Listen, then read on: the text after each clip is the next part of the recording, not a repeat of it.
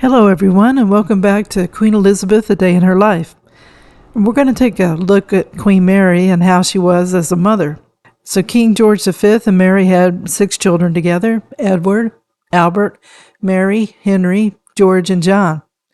Mary, according to the book Matriarch, didn't like being pregnant, and she felt her swollen condition was keeping her from exciting new activities. On June 23, 1894, she gave birth to a son who was christened Edward, Albert, Christian, George, Andrew, Patrick, David, but he was called David by his family and close friends. And a tent was set up at the lawn of White Lodge, and they had a book and a place in which callers there were made to sign their names. And that first day, 1,500 people came to pay their respects. So the family was happy with the baby, but Princess Mary, or May at that time, Princess May, found motherhood and infants more than she could stand. Mary Peters was hired as a nanny. Their second son was born on December the 14th, 1895. He was named Albert Frederick Arthur George, and his family called him Bertie. So May didn't feel that maternal, and she saw her sons maybe 2 times a day. And then there was a thing that came up with the nanny, Mary Peters, had mental problems, and she was underfeeding Bertie because she resented his presence. In the autumn of 1896, Princess May had become pregnant, and a gentle Cockney woman named Layla Bill was hired as a nanny. She discovered bruises on David, and she found out that Peters was pinching him or twisted his arm before handing him over to his mother, so he would cry loudly. So then May would give him back to the nanny. So she did the same thing when he approached a nursemaid. Little Bertie was treated coldly and was terrified of everything. Peters had not had a day away from David and all the time that she'd been caring for him.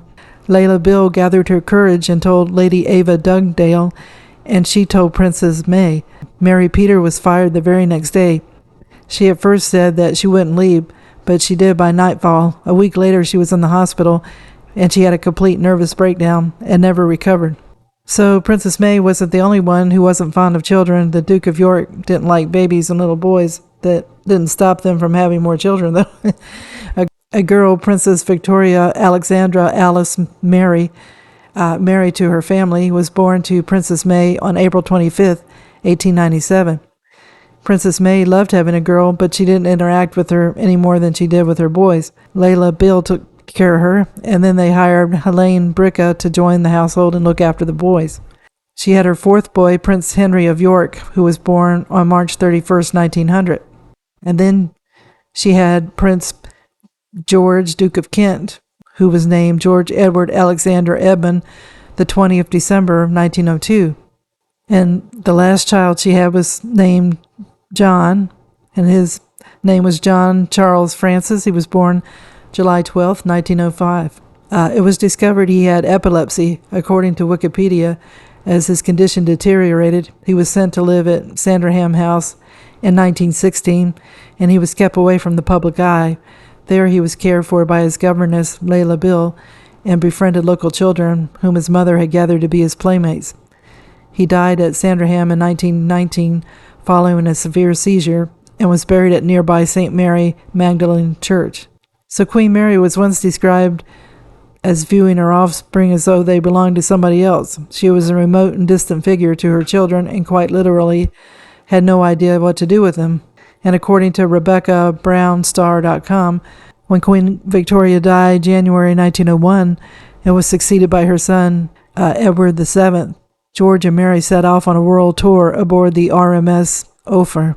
And when they returned that November after nearly a year, they were greeted by their 4 children: 7-year-old David, 6-year-old Bertie, 4-year-old Mary, and Henry, who was less than a year old and had no recollection of his parents. Henry cried when his mother went to pick him up, and Princess Mary clung to the skirts of her grandmother, Queen Alexandra. Mary's response to this was irrational, if sympathetic. Instead of sympathizing with her children, she was hurt by what she saw as their rejection.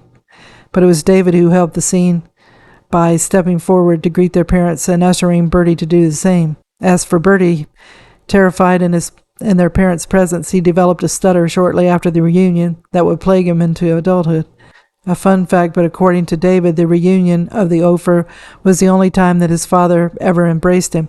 Meanwhile, both David and Henry later stated that they had no memory of ever being alone with their mother in either childhood or adolescence. But then there were sources that say that Mary was a good mother, So it's a little confusing. I keep having conflicting stories about how Queen Mary was as a mother. I have concluded that Mary and George didn't know how to handle being around a baby, but when the children became older, they could interact better with him. In biography.com, Mary was shown in a different light. Though the children were cared for by a nanny, as a tradition with many upper-class families, Mary was a caring mother who spent time with her children, revealing her fun, loving side and teaching them history and music. Wikipedia.com also stated that despite Mary's austere public image and her straight-laced private life, she was a caring mother and comforted her children when they suffered from her husband's strict discipline. So they said Mary wasn't a distant mother. She spent a great deal of time with her children, teaching them many things herself. When obliged to make overseas trips around the British Empire, she would break down in tears at having to leave her children. She was a very good mother, assumptions to the contrary being the result of her very strict, prim, and proper appearance in public.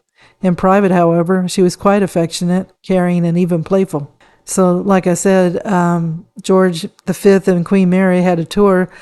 The bonds with them and their children were strained when they had to go on long tours. On the first tour, for 8 months, they toured the British Empire, visiting Gibraltar, Malta, Egypt, Ceylon, Singapore, Australia, New Zealand, Mauritius, South Africa, and Canada. So no royal had undertaken such ambitious tours before.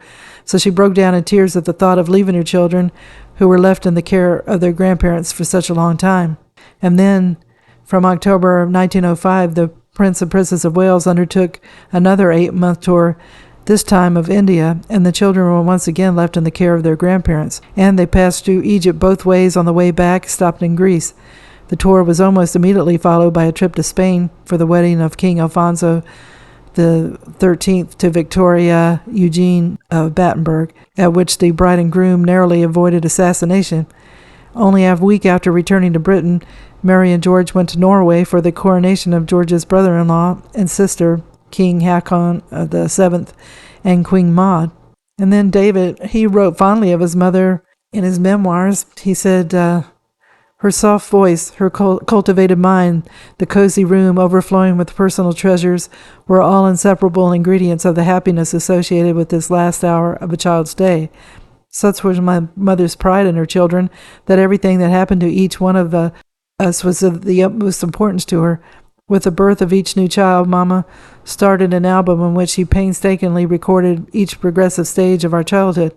But then, and another thing, he expressed a less charitable view, however, in private letters to his wife after his mother's death. My sadness was mixed with incredulity that any mother could have been so hard and cruel toward her eldest son for so many years, and yet so demanding at the end without relenting a scrap.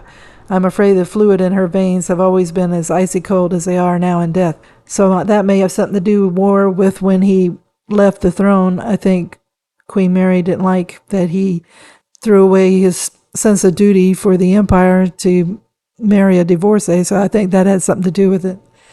And now her son John. So he was the last child that was to be born. He was large and happy baby, but at the age of 4 he was painfully slow, and it was thought that he may have had autism or learning disabilities, and he had had his first epileptic seizure at age of 4 also.